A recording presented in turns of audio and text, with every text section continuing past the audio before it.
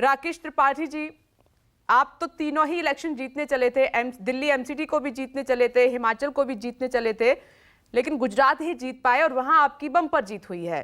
इसको आप landslide victory भी कह रहे हैं। तो कल जो पीएम की बातें थी, पीएम को हमने सुना, उसमें साफ तौर पर झलक रहा था 2024 का वो जिक्र कर रहे थे। तो गुजरात के जीत से 2024 का रास्ता कैसे तय करने वाले हैं आप? मुझे लगता है कि कल जनाधार और जनादेश इन दोनों बातों को अगर साथ साथ देख करके चलेंगे तो हमें सीटें कितनी मिली हैं और साथ साथ में वोटिंग परसेंटेज क्या रहा है, वोट शेयर क्या रहा है, मुझे लगता है इन दोनों की चर्चा साथ में करनी चाहिए। गुजरात में भारतीय जनता पार्टी ने सारे रिकॉर्ड तोड़ करके 52% वोट अपने पास हासिल करने का काम किया है, जबकि भाजपा की तुलना में कांग्रेस के पास 27% और आम आदमी पार्टी के पास 13% वोट मात्र रहे हैं। यानी भारतीय जनता पार्टी ने बिल्कुल स्पेस खत्म कर दिया। आज मुख्य विपक्षी दल बनने के लिए भी आज आवश्यक नंबर नहीं है कांग्रेस के पास, और आम आदमी पार्टी जो बड़े दावे के साथ थी कि आईबी की रिपोर्ट को सरकार बना रहे हैं, वो सरकार बनाते बनाते 5 अंकों तक पहुंच गए। इसलिए मुझे लगता है कि गुजरात के संदेश साफ स्पष्ट तौर पर रुझान बता रहे हैं जनता का मन कहां है। मुझे लगता है कि हिमाचल, जहां भारतीय जनता पार्टी को जनादेश नहीं मिला है लेकिन जनाधार बरकरार रहा है, 44% वोट कांग्रेस पार्टी को मिले हैं, वही 43% वोट यानी केवल 1% वोट कम भारतीय जनता पार्टी के साथ है। यानी जनता ने भरपूर प्यार दिया है। जबकि हिमाचल की जो रवायत रही है, जिस तरह का रिवाज रहा है, वहां सत्ता को लोग बदल देते थे, उसके बावजूद भारतीय जनता पार्टी का अपना वोटिंग परसेंटेज मेंटेन रखना यह अपने आप में बड़ी बात। हिमाचल जहां आप हम सरकार नहीं बना पाए हैं लेकिन लोगों का दिल जरूर जीतने में कामयाब रहे।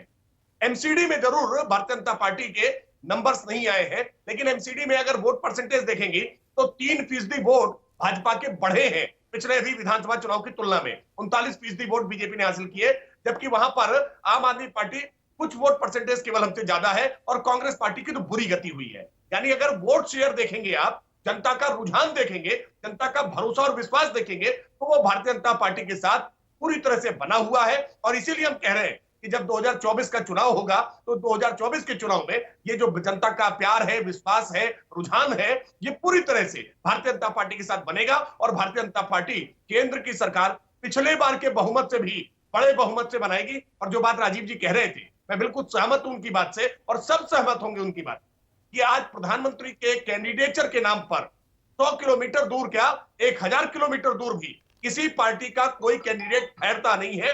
ये भारतीय जनता पार्टी के नेतृत्व की एक बड़ी उपलब्धि है, जिसके सामने किसी पार्टी का कोई जवाब नहीं है। देखिए, हमने जो कहा है वो किया है और जो किया है वो दिख रहा है, इसलिए जनता ने भरोसा किया है। जनता हमसे नाराज नहीं हुई है। गुजरात में ठीक है, आपकी बहुत बड़ी जीत है, तो गुजरात की जीत से आप 2024 पर कैसा असर देख रहे हो? क्या अकेले गुजरात की जीत से 24 जीत लेंगे क्या? नहीं विप्लेश, मैंने गुजरात के अलावा साथ साथ में कहा कि हिमाचल में भी जनता का भरोसा हम पर है। 43% वोट मिलना और कांग्रेस 44% वोट के साथ सरकार बनाने की तरफ जा रही है। 43% वोट मिलना हमें नकारना नहीं होता है।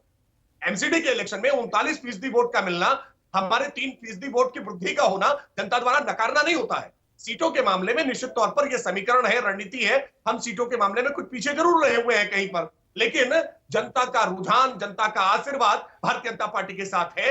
ये इन चुनाव परिणामों का अगर विश्लेषण करेंगे तो निश्चित तौर पर यह बात निकल करके सामने आएगी। और इस आधार पर हम कह रहे हैं कि जब लोकसभा का चुनाव होगा, लोकसभा के मुद्दे अलग होते हैं। दिल्ली विधानसभा के चुनाव में भारतीय जनता पार्टी पराजित होती है, लेकिन जब लोकसभा होते हैं तो 7 की 7 सीटें भारतीय जनता पार्टी की झोली में आती है। अब इसके आधार पर अरविंद केजरीवाल कितना भी प्रयास करें या कांग्रेस पार्टी कितना भी प्रयास करे, कहीं दाल गलने वाली नहीं है। लोकसभा का जब चुनाव होगा तो भारतीय जनता पार्टी के लोग पर लोग विश्वास करेंगे।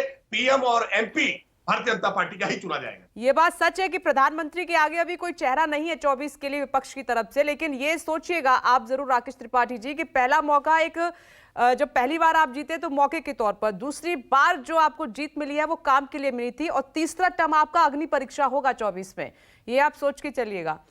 कांग्रेस प्रवक्ता मेरे साथ मौजूद जी। करते भी नहीं, पीछे हटेंगे भी नहीं जी। हमने एक गुजरात का एक मॉडल इस मामले में है कि आज वाम दलों का जो सबसे बड़ा रिकॉर्ड था वो रिकॉर्ड हमने तोड़ा है। इसलिए क्योंकि जनता हम पर भरोसा कर रही है, विश्वास कर रही है। जो हमने कहा है वो हम करके दिखा रहे हैं। हमने यूपी में 7 का रिकॉर्ड तोड़ा है क्योंकि जनता से जो हमने कहा वो करके दिखाया। हिमाचल में विश्वास जनता का हम पर बना रहा है। सीट हमारी कुछ कम रह गई है, हम सीट वार इसकी समीक्षा भी करेंगे, हम जनादेश का पूरा सम्मान भी करेंगे और लोकसभा चुनाव में इसकी सारी कोर कसर हम निकाल करके पूरी करेंगे। नमस्कार, मैं हूं मानक गुप्ता।